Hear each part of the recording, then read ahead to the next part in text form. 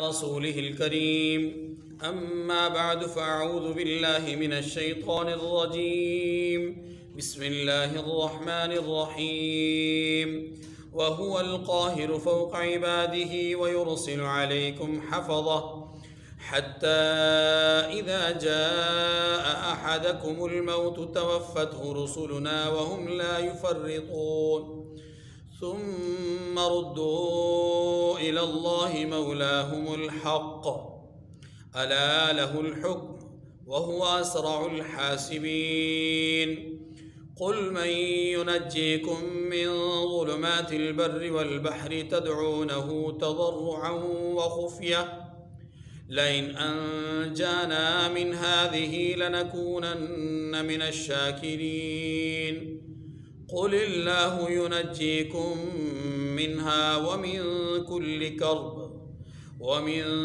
كل كرب ثم أنتم تشركون قل هو القادر على أن يبعث عليكم عذابا من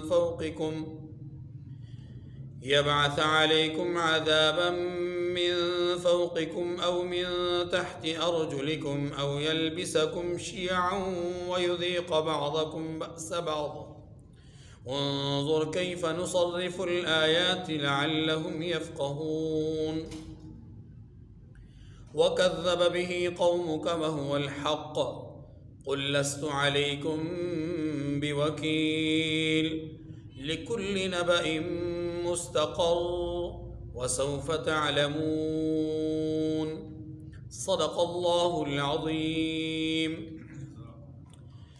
سورۃ الانعام کی آیت نمبر 61 سے آیت نمبر 67 تک 7 آیات کریمہ کی آپ کے سامنے تلاوت ہوئی۔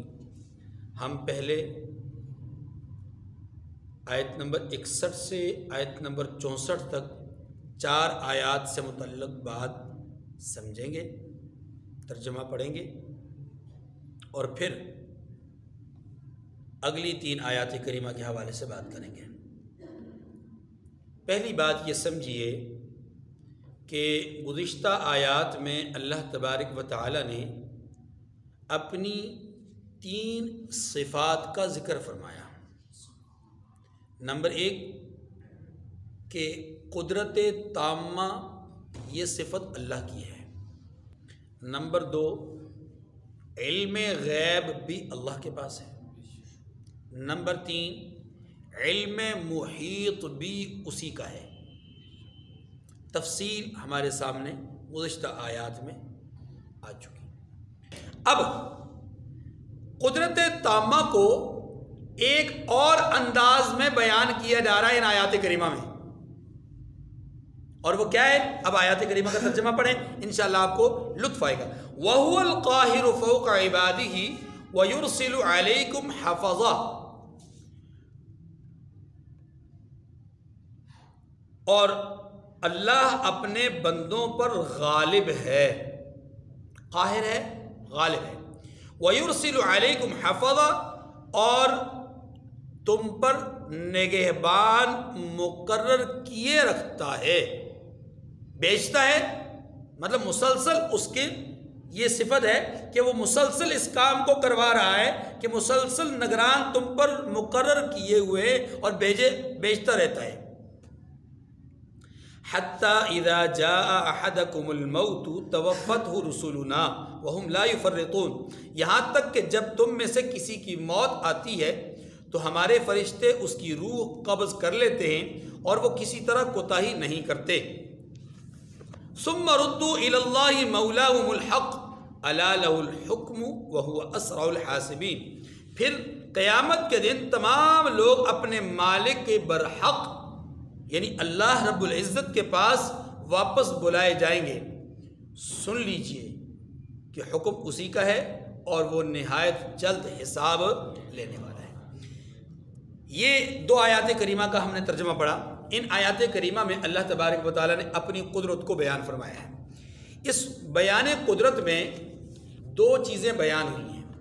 ایک چیز اللہ نے اپنی قہاریت کو بیان کیا، غلبے کو بیان کیا، اور دوسرا اللہ نے اپنا ایک سسٹم اور ایک نظام بیان فرمایا ہے. دو چیزیں ہوئی ہیں، ایک اپنا قاہر ہونا بیان کیا اور دوسرا اپنا سسٹم اور اپنا ایک نظام متعارف کروایا. جو پہلی بات ہے کہ اللہ نے اپنا قاہر ہونا بیان کیا ہے. قاہر کا معنی ہے غالب، دبانے والا، غلبہ پانے والا.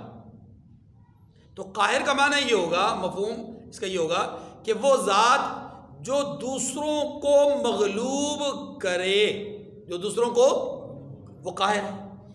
اور یہ صفت صرف اللہ کی ہے، اللہ کے سوا اور کسی کی صفت نہیں. آپ کسی کے ساتھ لڑتے ہیں، وہ آپ سے بھلے ہی کتنا طاقتور کیوں نہ ہو، کتنا ہی وہ آپ پر جو ہے وہ زیادہ قوی کیوں نہ ہو، لیکن آپ اسے کچھ نہ کچھ نقصان پہنچاتے ہیں. اور کچھ بھی نہیں تو کوئی چیز اٹھا کر اس کی طرف پھینک ہی دیتے ہیں، ہے جی، اور اس پہ اثر پڑتا ہے، اس چیز کے پھینکے جانے کا اس پر اثر پڑتا ہے. آپ کے قریب ہو، آپ تھپڑ لگا دیتے ہیں، آپ مکہ مار دیتے ہیں، ہے جی، آپ اس کو دھکا دے دیتے ہیں، آپ اس کے کپڑے جو ہے وہ کھینچ لیتے ہیں، یا اس کے جسم میں سے کوئی حصہ آپ کے ہاتھ میں آتا ہے تو اس کو آپ پکڑ کے مروڑ دیتے ہیں یا نوچ لیتے ہیں. یہ ساری چیزیں آپ اپنے سے کئی گنا زیادہ بہادر، قوی اور طاقتور کے ساتھ بھی کر سکتے ہیں. یہ دنیا کا نظام ہے نا. دنیا کے نظام میں کمزور قوی پر غالب نہیں آتا، لیکن کمزور قوی کو نقصان کسی نہ کسی درجے میں پہنچا دیتا ہے. اس لیے دنیا میں جو قوی ہوتا ہے اس کو قاہر نہیں کہتے، دنیا میں جو طاقتور ہوتا ہے اس کو قاہر نہیں کہتے. قاہر یہ اللہ کی صفت ہے. کیوں؟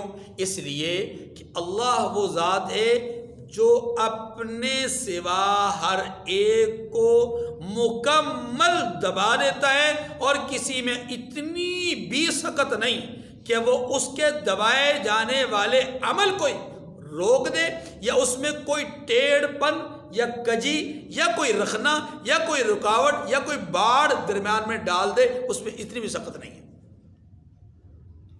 اس کے بھیجے ہوئے عذاب کو ڈال دے، روک دے، اس کے درمیان کوئی باڑ پیدا کر دے، کچھ بھی نہیں کر سکتا.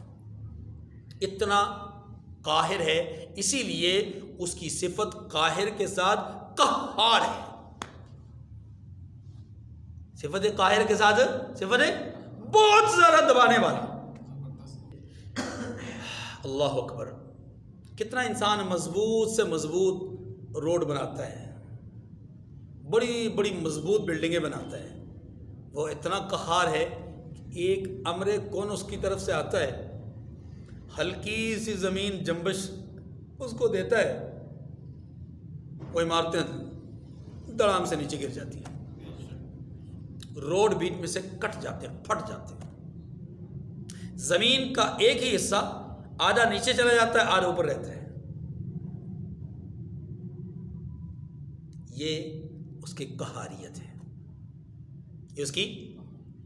ابابیل ہلکی سی چھوٹی سی کنکر اوپر سے پھینکتے ہیں، اور نیچے بڑے بڑے جانور جن کو ہم ہاتھی کہتے ہیں، ان کے جسموں سے وہ کنکر ایسے پار ہو جاتے ہیں جیسے آج کے دور کی تیز ترین گولی بھی اس کا مقابلہ نہیں کر سکتی. یہ کیا ہے؟ قہاریت. یہ کیا ہے؟ قہاریت. دریا ہے، چل رہا ہے، روک دیتا ہے، پھر 6 لاکھ انسان اس میں سے گزر جاتے ہیں، 12 لاکھ انسان اس کے اندر داخل ہو جاتے ہیں. مجموعی طور پہ کتنے انسان اس میں شامل ہوئے؟ 18. 6 کو نکال دیتا ہے، 18 باقی 12 کو غرق کر دیتا ہے. سمندر کی وہ طغیانی طوفان آمیز موجیں، اور ان موجوں کے اندر 12 لاکھ انسان خرد برد ہو گئے. سمندر کی طغیانی میں بہہ گئے، ان کا نام و نشان نہیں، لیکن ایک ایسا ہے جسے اٹھا کر کے باہر پھینک دیا. یہ ہے قہاریت. یہ ہے قہاریت. عرصہ دراز لگا کر کے، کئی دن کئی مہینے لگا کر کے، روایات مختلف ہیں، آگ بھڑکائی گئی، اور اس آگ میں ایک انسان کو، جیتے جاگتے انسان کو ڈالا جا رہا ہے. اس کی قہاریت پہ غور کریں. وہ قہار ہے، اتنا زبردست ہے کہ بڑکتے شعلوں کے اندر نرم و نازک جسم کو نہ صرف بچاتا ہے بلکہ جسم پر موجود کپڑوں کو بھی بچاتا ہے، اور صرف بچاتا ہی نہیں ہے بلکہ کھلاتا بھی ہے۔ یہ ہے قہاریت، یہ ہے اس نے اپنی اس صفت کا بیان کیا وَهُوَ الْقَاهِرُ فَوْقَ عِبَادِهِ، اللہ اپنے بندوں پر غالب ہے، زبردست ہے، اپنے بندوں کو دبانے والا ہے۔ یا بندوں سے مراد تمام انسانیت، تمام مخلوق۔ دوسری بات وَيُرْسِلُ عَلَيْكُمْ حَفَظًا، دوسری بات کیا ہے؟ وَيُرْسِلُ عَلَيْكُمْ حَفَظًا، اللہ تم پر اپنی طرف سے نگرانوں کو مقرر کیے رکھتا ہے۔ اللہ تم پر اپنے نگرانوں کو مقرر کیا۔ نگرانوں کو مقرر کرنے کا معنی کیا ہے سمجھیے گا، یہاں مراد اس جملے کے اندر فرشتے ہیں، اور فرشتوں کی تقسیم کچھ اس طرح کی ہے کہ اللہ تعالیٰ نے لاکھوں کروڑوں اربوں فرشتے بنا رکھے، پیدا کر رکھے۔ زمین پر جن فرشتوں کی ڈیوٹیاں ہیں ان کی 3 قسمیں ہیں۔ نمبر 1، وہ فرشتے جو اعمال لکھنے کی ڈیوٹی پر مقرر کیے گئے ہیں، یہ اعمال یہاں سے وہاں پہنچانے کی ڈیوٹی ان کے ذمہ ہے۔ ایک وہ فرشتے ہیں جن کو ڈیوٹی سونپی گئی اعمال لکھنے کی، یہ کرامن کاتبین ہیں، یہ دائیں اور بائیں ہر انسان کے ساتھ موجود ہیں، چاہے وہ انسان کافر ہے چاہے وہ انسان مومن ہے۔ نمبر 2، اسی کے ضمن میں وہ 3 قسمیں نہیں، پہلی قسم کے ضمن میں وہ فرشتے بھی ہیں کہ جن کی ڈیوٹی لکھنے کی نہیں ہے بلکہ جن کی ڈیوٹی اعمال دیکھ کر کے گواہی دینے کی ہے۔ پھر یہ گواہی مختلف اوقات کی ہے۔ نمبر 1، وہ فرشتے کہ جو صبح و شام زمین پر جن کی ڈیوٹی بدلتی ہے، صبح کے شام تک کے ہونے والے اعمال کی نگرانی کرتے ہیں، اور شام کو جا کر کے اللہ کے سامنے بندوں کے اعمال کی گواہی دیتے ہیں، اچھے یا برے اعمال۔ جو شام کو آتے ہیں وہ رات بھر بندوں کی نگرانی کرتے ہیں، اور صبح جا کر کے اللہ کے سامنے بندوں کے اعمال کی گواہی دیتے ہیں اور خبر دیتے ہیں۔ ٹھیک ہے، گویا ایک وہ فرشتے ہوئے جو لکھنے کے ذمہ دار ہیں۔ نمبر 2، وہ فرشتے کہ جو لکھتے تو نہیں لیکن گواہی دیتے ہیں جا کر کے صبح یا شام کو۔ اچھا، گواہی دینے والوں کی ایک دوسری قسم بھی ہے، اور وہ کیا ہے کہ جو ہفتہ وار رپورٹ دیتے ہیں۔ یہ یومیہ رپورٹ دینے والے ہیں، اور کچھ فرشتے وہ ہیں جو ہفتہ وار رپورٹ دیتے ہیں۔ صحیح احادیث سے ثابت ہے کہ اللہ کے ہاں کچھ فرشتے ایسے ہیں جو زمین پر ہفتہ بھر چکر لگاتے رہتے ہیں، گھومتے پھرتے رہتے ہیں، لوگوں کی نگرانی کرتے رہتے ہیں، اعمال دیکھتے رہتے ہیں اور اعمال کا جائزہ لیتے رہتے ہیں اور مشاہدہ کرتے رہتے ہیں۔ جب جمعرات آتی ہے اللہ کے ہاں حاضر ہوتے ہیں، سلام پیش کرتے ہیں، اور پھر اپنی جو مشاہداتی اور تجرباتی اور تجزیاتی ان کی جو رپورٹ ہوتی ہے وہ رپورٹ اللہ کے سامنے پیش کرتے ہیں کہ پروردگار ہفتہ بھر ہم زمین پر رہے، زمین کے فلاں خطے پر ہماری ڈیوٹی تھی، اور یہ کارگزاری ہے ہماری، ہم نے یہ دیکھا، ہم نے فلاں لوگوں میں یہ دیکھا، فلاں اچھائیاں، فلاں خرابیاں، فلاں عیب، فلاں گناہ، فلاں اچھائی، یہ ہم نے دیکھا، اور وہ ہفتے بھر کی رپورٹ دیتے ہیں۔ یومیہ رپورٹ دینے والے فرشتے الگ، ہفتے وار رپورٹ دینے والے فرشتے الگ، یہ ہے گواہی۔ اچھا، گواہی کی ایک صورت اور بھی ہے، اور وہ کیا ہے؟ سالانہ بنیاد پر رب کے ہاں اعمال نامے پیش کرنے والے فرشتے۔ اور وہ فرشتے کون سے؟ وہ فرشتے وہ ہیں کہ جن کی ڈیوٹی ہے کہ پورا سال زمین پہ گردش کرتے ہیں، اعمال دیکھتے ہیں، معاملات دیکھتے ہیں، اور پھر شب برات یعنی 15ویں شعبان کی رات کو دربار خداوندی میں حاضر ہوتے ہیں، اور جا کر کے انسانوں کے اعمال رب کے ہاں پیش کرتے ہیں کہ پروردگار پورے سال میں یہ دیکھا۔ یہ آپ کے سامنے فرشتوں کی ایک قسم ہے جو انسانوں کے اعمال لکھتے ہیں یا ان کا جائزہ لیتے ہیں، مشاہدہ کرتے ہیں اور گواہی دیتے ہیں، یہ ایک قسم ہے۔ زمین پر موجود فرشتوں کی دوسری قسم، اور وہ کیا ہے؟ انسانوں کی سیکیورٹی کے فرائض انجام دینا۔ ایک ہے نگرانی کرنا، جیسے کیمرہ نگرانی کرتا ہے، اور ایک ہے سیکیورٹی کے فرائض انجام دینا۔ انسانوں کی ڈیوٹی اور انسانوں کے اوپر نگرانی کے ساتھ ساتھ اس کی حفاظت کا بھی پورا ایک نظام وضع کیا ہوا ہے۔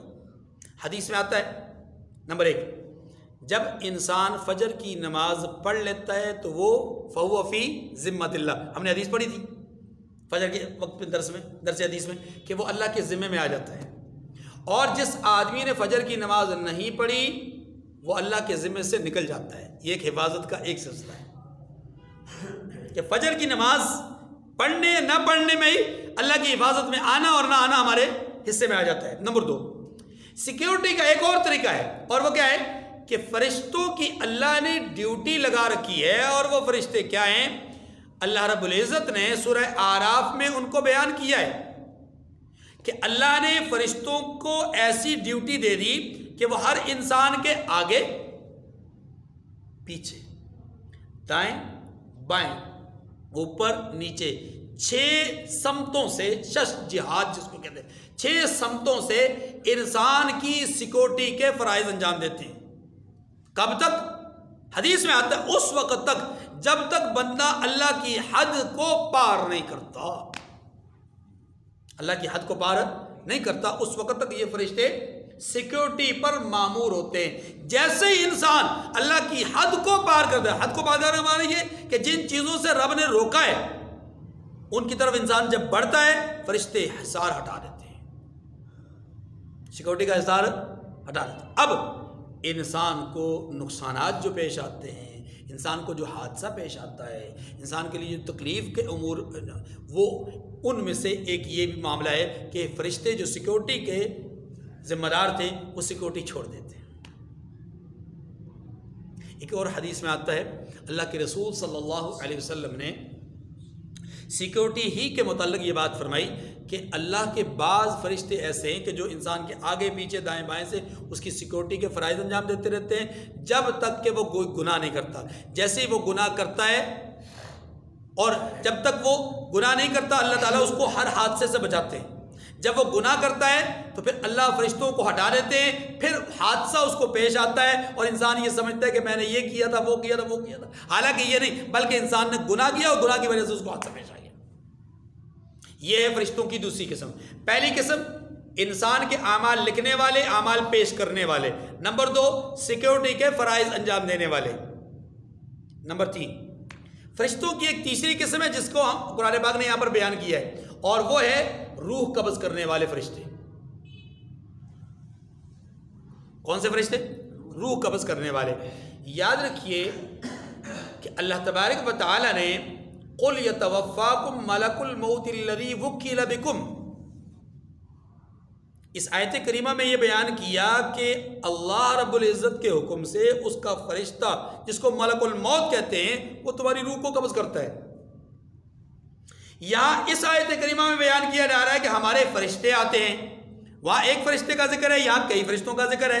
اللہ تعالیٰ نے یہ جو روح قبض کرنے کا ایک معاملہ رکھا ہے، اس کی بنیادی طور پر ڈیوٹی اور ذمہ داری اور سرپرستی اور چیئرپرسن یہ کس کو دے رکھی ہے؟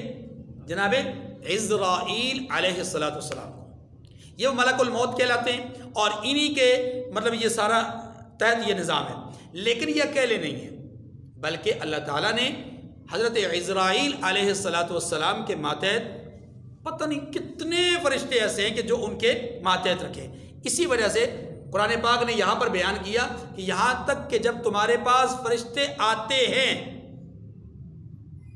اس لیے تاکہ تمہاری روح قبض کریں، یہاں پر فرشتوں کا ذکر کیا، اور دوسری آیت کریمہ میں صرف ایک فرشتے کا ذکر کیا، تو وہاں چونکہ سربراہ کا بیان کرنا تھا تو سربراہ کو بیان کیا۔ یہاں ماتحت آپ اس کو ایک مثال سمجھنے کے لیے، جیسے لیبر ہوتی ہے، ماتحت لوگ ہوتے ہیں، ان کا بیان کیا گیا، تو یہاں پر تو اس لیے بظاہر آپ کو اختلاف نظر آئے گا، لیکن حقیقت میں یہ اختلاف نہیں ہے۔ تو 2 باتیں ہو گئیں، ایک بات اللہ کی قہاریت اور دوسری بات اللہ کا نظام۔ تو اللہ کے نظام میں اللہ تعالیٰ نے انسانی نظام کے ساتھ فرشتوں کو مقرر کر رکھا ہے۔ یہ فرشتے 3 طرح کے ہیں۔ نمبر 1 اعمال لکھنے والے، اعمال پہنچانے والے۔ نمبر 2 انسان کی حفاظت کرنے والے۔ نمبر 3 انسان کی روح کو قبض کرنے والے۔ اللہ فرماتے ہیں، اب سنیے، اللہ فرماتے ہیں میرے بندو مجھے چھوڑ کر غیر کی پوجا کر رہے ہو، ہاں تم دیکھو تو صحیح، میرا نظام تو دیکھو، میرا نظام تو دیکھو، ہے جی، کہ میں نے تمہارے اعمال کو کسی لمحے بھی چھوڑا نہیں ہے، حالانکہ میں سب کچھ جانتا ہوں، مجھے لکھوانے کی ضرورت نہیں، میرے پاس کسی فرشتے کو پیغام لانے کی ضرورت نہیں، لیکن میں پھر بھی لکھوا بھی رہا ہوں، مشاہدہ بھی کروا رہا ہوں، تاکہ کل کو قیامت کے دن جب تم میرے سامنے آؤ تو تم کسی درجے میں انکار نہ کر سکو۔ اگر کرو گے انکار، اعمال نامہ پیش کر دیا جائے گا، فرشتوں کو پیش کر دیا جائے گا، زمین کو گواہی کے طور پہ تمہارے اعمال کو، تمہارے وجود کو، تمہاری کھال کو، تمہارے اعضاء کو، اور خود رحمت دو عالم صلی اللہ علیہ وسلم، اور پھر اللہ تبارک و تعالیٰ، یہ سارے 7-8 جو گواہ ہیں وہ اللہ تعالیٰ نے پیش کر دینے منکر کر۔ تو یہ نظام اللہ نے بیان کیا۔ دیکھیے فرمایا، اب ایک دفعہ پھر ترجمہ پڑھیں، آپ کو پھر لطف آئے گا۔ فرمایا وہ اللہ وہ اپنے بندوں پر غالب ہے اور تم پر نگہبان مقرر کیے رکھتا ہے، یہاں تک کہ جب تم میں سے کسی کی موت آتی ہے تو ہمارے فرشتے اس کی روح قبض کر لیتے ہیں اور وہ کسی طرح کوتاہی نہیں کرتے۔ فرشتے کوتاہی، اور قرآن پاک نے سورہ تحریم میں بیان کیا، لا یعصون اللہ ما امرهم ویفعلون ما یؤمرون، اللہ کے کسی حکم کی نافرمانی نہیں کرتے، معصوم ہوتے ہیں۔ ثم ردوا الی اللہ مولاہم الحق، پھر قیامت کے دن تمام لوگ اپنے مالک برحق خدا تعالیٰ کے پاس واپس بلائے جائیں گے۔ الا لہ الحکم، سنو حکم اسی کا ہے، وہو اسرع الحاسبین، وہ بہت جلد حساب لینے والا ہے۔ آیت نمبر 63 اور آیت نمبر 64، اس میں اللہ تبارک و تعالیٰ نے مشرکین کے ایک خاص طرز عمل کو بیان کر کے ان کو تنبیہ کی ہے، دعوت دی ہے۔ وہ طرز عمل کیا ہے؟ قرآن پاک نے بار بار اس کا ذکر کیا ہے کہ جب تم گرداب میں پھنس جاتے ہو، جب تم بحر و بر میں مشکلات کے شکار ہو جاتے ہو، مصیبتوں میں تم گرفتار ہو جاتے ہو، پڑ جاتے ہو، تو ایسی صورت میں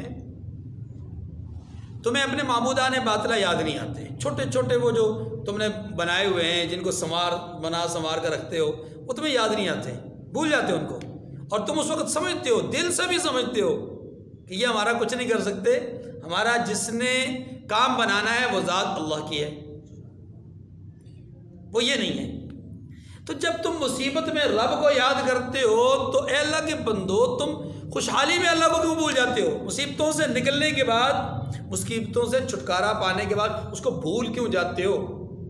یہی بات یہاں سمجھائی گئی ہے کہ جیسے تم چپ چپ کے من ہی من میں، جی میں پکار رہے ہوتے ہو، اور بسا اوقات جب زیادہ مصیبت میں پڑو تو پھر چیخ کے بلاتے ہو، تو اسے تم ہر حال میں کیوں نہیں بلا لیتے؟ اسی کو اپنا رب کیوں نہیں مان لیتے؟ اور صرف اسی کی پرستش کیوں نہیں کر لیتے؟ یہ بات یہاں پر آیت نمبر 63 اور 64 میں سمجھائی گئی۔ قل من ينجيكم من ظلمات البر والبحر تدعونه تضرعا وخفيا، کہہ دیجئے تمہیں جنگلوں اور دریاؤں کے اندھیروں سے نجات کون دیتا ہے؟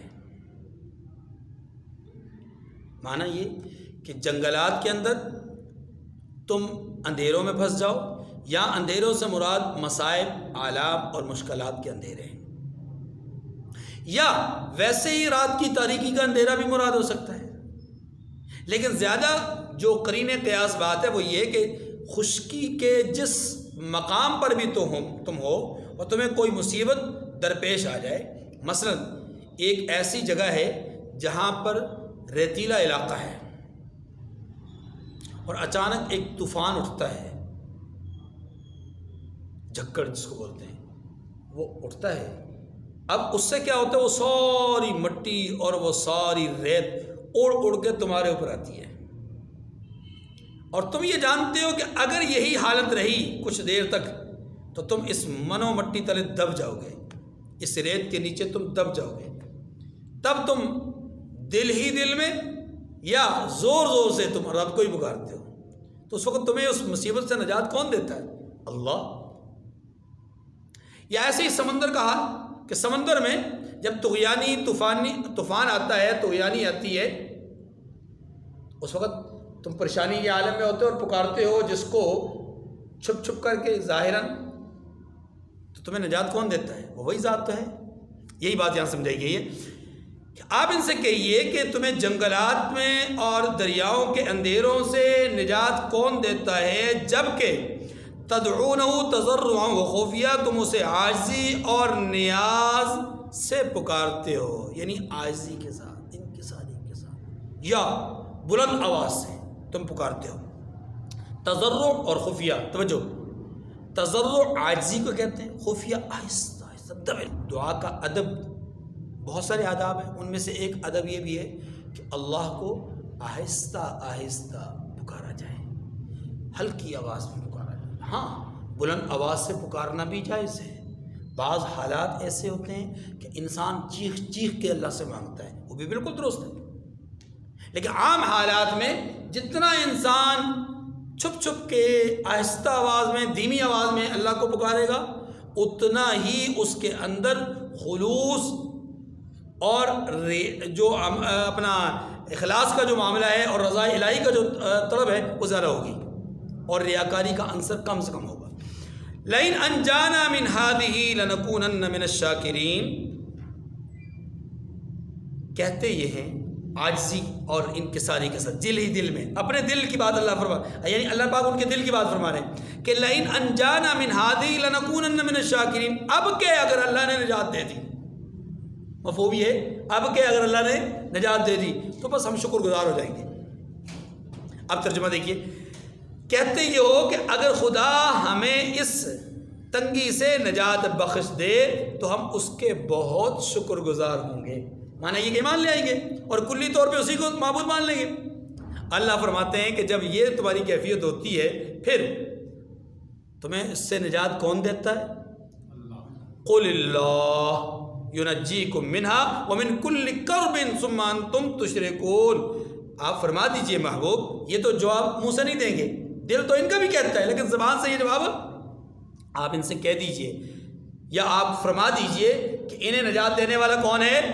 اللہ، اللہ ہی تمہیں اس سے بھی اور ہر سختی سے، صرف اسی سے نہیں، اس تکلیف سے بھی اور ہر ایک سختی سے نجات بخشتا ہے۔ کون ہے بخشنے والا؟ اللہ۔ ثم انتم تشرکون، پھر تم اس کے ساتھ شرک کرتے ہو۔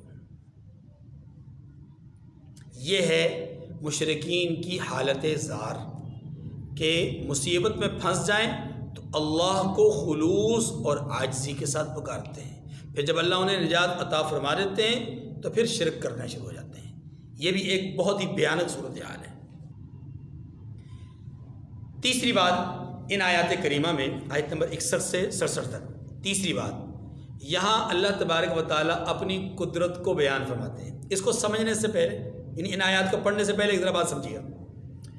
آیت نمبر 61 اور 62 میں یہ بتایا گیا تھا اللہ وہ ذات ہے جو قاہر ہے، غالب ہے اپنے بندوں پر، اور اس کے غلبے کی علامت یہ ہے، نشانی یہ، ایک نشانی یہ ہے کہ اس نے اپنے بندوں کی حفاظت پر مامور فرشتوں کی ڈیوٹی لگا رکھی ہے۔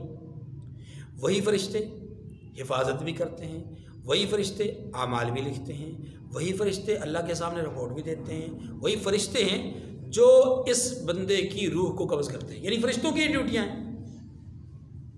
اب یہاں پر یہ بات سمجھائی گئی ہے کہ وہ بھی اللہ کی قدرت ہے کہ اللہ تمہاری حفاظت کرتے ہیں، تمہارے اعمال کی بھی حفاظت کرتے ہیں، تمہاری جان کی بھی حفاظت کرتے ہیں، اور تمہارے معاملات کی بھی حفاظت کرتے ہیں۔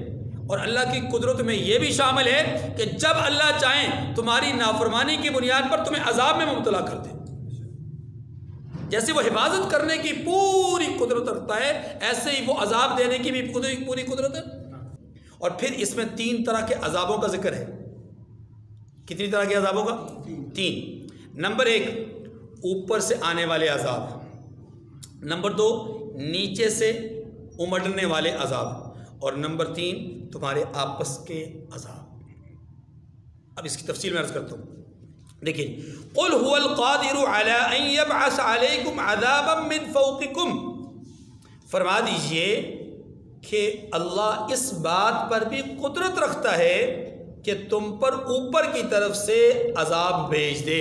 یہ عذاب بھیج دے کا ترجمہ میں یہیں ساتھ کر رہا ہوں کہ اللہ اس بات پر قادر ہے کہ اوپر کی طرف سے تم پر، دیکھیے، قوم نوح پر اللہ نے بارش کا عذاب بھیجا، قوم سمود پر بارش کا عذاب بھیجا، قوم عاد پر اوپر سے ہوا چلا کر کے عذاب بھیجا، قوم لوط پر اوپر سے پتھر برسا کر عذاب بھیجا، اسی طریقے سے اصحاب فیل پر اوپر سے پتھر کنکر آئے ابابیلوں کے ذریعے سے اور وہ تباہ و برباد ہوئے.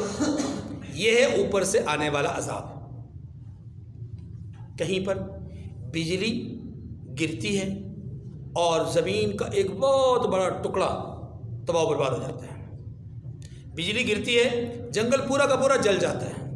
بجلی گرتی ہے زمین پھٹ جاتی ہے اور لوگ اس میں دریا برد ہو جاتے ہیں یا زمین بوس ہو جاتے ہیں. اوپر سے اللہ تبارک و تعالی عذاب بھیجنے پر قدرت رکھتے ہیں. نمبر 2 او من تحت ارجلکم، اللہ اس بات پر بھی قدرت رکھتے ہیں کہ نیچے سے تمہارے لیے عذاب کا سلسلہ امٹ دیں. کیسے؟ حضرت نوح علیہ السلام پر ہی کے قوم پر ہی عذاب کا آپ اندازہ کیجیے. اوپر سے بارش برسائی تو نیچے سے پانی کو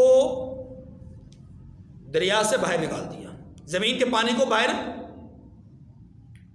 لے آئے.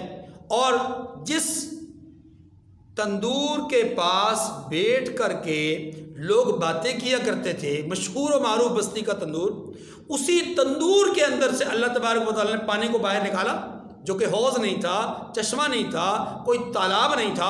وہاں سے پانی کو باہر نکالا اور وہی پانی زمین پر پھیلتا گیا. اوپر سے بھی پانی برس رہا ہے، نیچے سے بھی پانی امڑ رہا ہے، اور یوں پوری کی پوری قوم تباہ و برباد ہو گئی. وہ ایک کنعان جو کہ اس زمین کے اوپر موجود پانی سے عارضی طور پہ بچا تو وہ پہاڑ کے اوپر چڑھ گیا. اللہ نے پانی کو اس کی خاطر پہاڑ کی چوٹی پہ پہنچا دیا. اللہ نے اپنی قدرت کا اظہار کیا. نیچے سے عذاب کی ایک شکل یہ کہ زلزلہ آ جائے، زمین جنبش اور حرکت کرے اور اس سے انسانیت کی تباہی ہو جائے، جیسا کہ ہمارے یہاں آزاد کشمیر میں ہوا، مانسہرہ میں ہوا، مختلف علاقوں میں ہوا، یا آج سے کوئی 5 دہائیاں پیچھے 6 دہائیاں پیچھے کوئٹہ کے اندر ہوا تھا. لاکھ سے زیادہ لوگ جو ہے وہ اس میں لقمہ اجل بن گئے تھے. چین کے اندر آپ دیکھیں، جاپان کے اندر دیکھیں سونامی آتا ہے. یہ کیا ہے؟ زمین کا ہی عذاب ہے نا جی. ہمارے یہاں سیلاب آتا ہے، زمین کا ہی عذاب ہے. یہ جس عذاب میں ہم مبتلا ہیں ابھی 2 سال سے، یہ بھی تو زمین کا ہی عذاب ہے نا جی. چاہے مصنوعی ہے چاہے کچھ بھی ہے، لیکن ہے تو زمین کا ہی عذاب. اس طرح کی مختلف شکلیں اللہ تبارک و تعالیٰ کے عذاب کی ہیں جن کو اللہ ظاہر فرماتے ہیں اور اللہ اس پر قدرت رکھتے ہیں. اب یہ 2 باتیں آ گئیں. ایک آسمان سے حصی عذاب آتا ہے. حصی عذاب سے مراد ہے جسے ہم محسوس کرتے ہیں، بجلی کی صورت میں، ہوا کی صورت میں، بارش، پتھر، طوفان کی صورت میں. ایک زمین سے نکلتا ہے. ایک حدیث میں ان دونوں عذابوں کو ایک اور انداز میں بیان کیا گیا ہے، وہ بڑا سمجھنے والا ہے. فرمایا کہ جب اللہ کسی قوم پر عذاب بھیجتے ہیں تو اس کے اوپر ظالم بادشاہ مقرر کر دیتے ہیں. غاصب، ظالم، درندہ صفت، اور وہ اپنے ماتحت رعایا کے ساتھ ظلم کرتے ہیں. یہ ہے اوپر سے عذاب. اور فرمایا جب کسی قوم پر عذاب مسلط کرنا چاہتے ہیں تو اس کے اوپر ظالم بادشاہ مقرر کرتے ہیں یا پھر اس کے ماتحت رعایا کو ظالم اور خائن بنا دیتے ہیں. تیسری بات فرمایا او یلبسکم شیعا ویذیق بعضکم بأس بعض.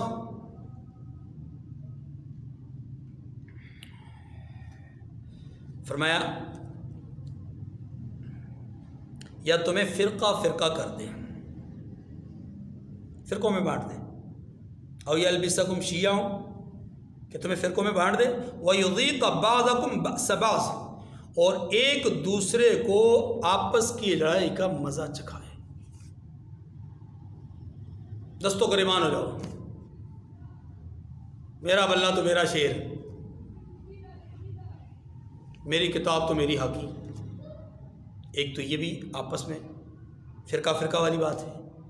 اور ایک یہ کہ میری ولد ضالین تو میری ولد ضالین، میری آمین اونچی سے وہ میری آمین آہستہ سے، میرے ہاتھ اوپر تو میرے ہاتھ نیچے.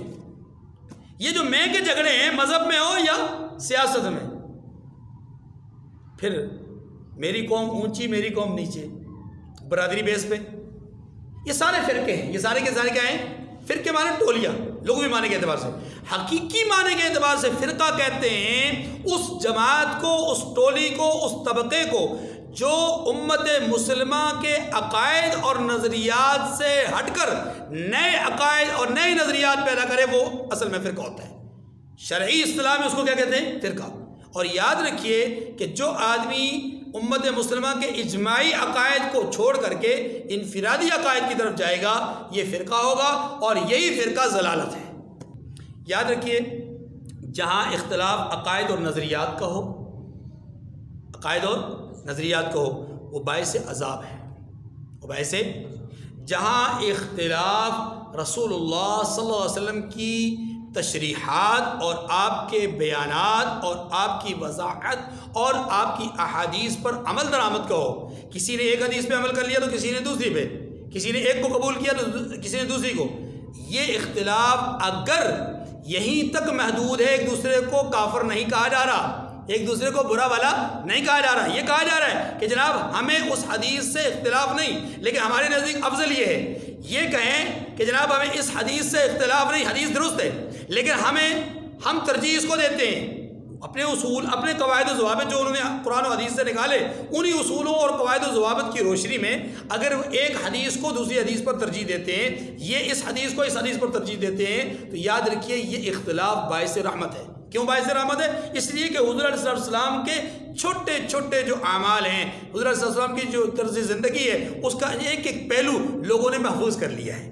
انہوں نے ایک پہلو پہ عمل کر کے محفوظ کر لیا، انہوں نے دوسرے پہلو پہ عمل کر کے حضور کے طریقوں کو محفوظ کر لیا، تیسرے نے تیسرے پہلو پر عمل کر کے حدیث کو محفوظ کر لیا، یا سنت رسول کو محفوظ کر لیا، یا رسول اللہ علیہ وسلم کی طرز زندگی کو محفوظ کر لیا، یہ باعث رحمت ہے، یہ باعث ہے۔ لیکن جب انہوں نے اس پر عمل تو کیا لیکن ساتھ یہ کہا کہ یہ ہم صحیح یہ غلط ہے، ہم مسلمان یہ کافر، ہم جنتی یہ جہنمی، جب یہ فتویٰ دینا شروع کر دیا انہوں نے تو یہ گمراہ ہو گئے، انہوں نے دیا وہ گمراہ ہو گئے، انہوں نے دیا یہ گمراہ ہو گیا۔ یہ جو دوسرا اختلاف ہے یہ اختلاف عذاب کا باعث ہے، اور جو پہلے حد تک تھا وہ کیا ہے؟ رحمت کا باعث۔ یہی بات یہاں پر کہی جا رہی ہے کہ جو اختلاف آپس میں گتھم گتھا کر دے، جو اختلاف آپس میں لڑائی جھگڑے پر مجبور کر دے یا لڑائی جھگڑے کی نوبت تک لے جائے، وہ اختلاف باعث عذاب ہے۔ او یلبسکم شیعا ویذیق بعضکم بأس بعض، یا تمہیں فرقہ فرقہ کر دے اور ایک کو دوسرے سے لڑا کر آپس کی لڑائی کا مزہ چکھائے۔ انظر کیف نصرف الآیات لعلہم یفقہون، دیکھ لیجئے کہ ہم اپنی آیتوں کو کس کس طرح بیان کرتے ہیں، کیوں؟ تاکہ یہ لوگ سمجھیں۔ لکل وکذب بہ قومک وہو الحق قل لست علیکم بوکیل، اور اس قرآن کو آپ کی قوم نے جھٹلایا حالانکہ وہ سراسر حق ہے۔ کہہ دیجئے کہ قل لست علیکم بوکیل، کہ میں تمہارا نگران نہیں ہوں۔ تو لکل نبأ مستقر وسوف تعلمون، فرمایا کہ ہر خبر کے لیے ایک وقت مقرر ہے اور آپ کو عنقریب معلوم ہو جائے گا کہ اللہ کی قدرت، اللہ اپنی قدرت کو کس طرح ظاہر اور قاہر کرتے ہیں، باہر کرتے ہیں، کیسے اللہ اپنی قدرت سے لوگوں پر غالب آتے ہیں، کیسے اللہ اپنی قدرت تامہ کو ظاہر فرماتے ہیں۔ وآخر دعوانا ان الحمد للہ رب العالمین۔